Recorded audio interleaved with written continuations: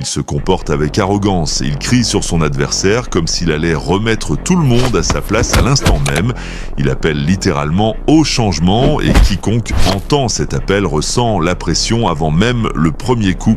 Par ses gestes, il encourage, il danse, il exige ouvertement que l'on arrête de tourner autour du ring pour accepter le combat au centre.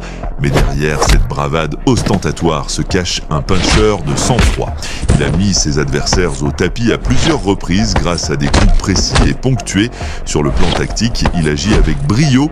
Il réduit progressivement la distance, bloque les angles de retraite et impose son rythme.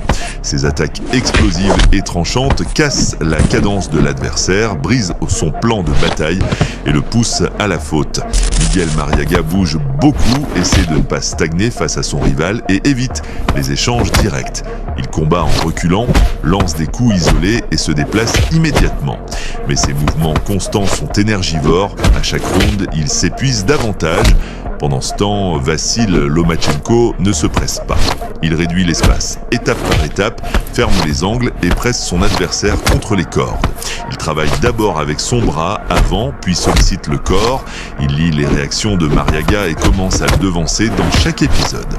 Après un énième désaxage, Lomachenko saisit l'instant, une série précise et Marriaga se retrouve au tapis. Ce n'est pas un accident, mais le résultat d'un contrôle constant de la distance et du rythme. Dès lors, le combat devient à sens unique. Lomachenko remporte les échanges à mi-distance, enchaîne les combinaisons avec constance et empêche son adversaire de s'installer au centre du ring. Marriaga répond de moins en moins souvent et subit de plus en plus. Au 7e round, l'accumulation des coups se fait sentir. Une autre combinaison précise provoque un deuxième knockdown. Durant la pause, Marriaga décide de ne pas reprendre le combat. La supériorité technique et la pression systémique ont fait leur œuvre.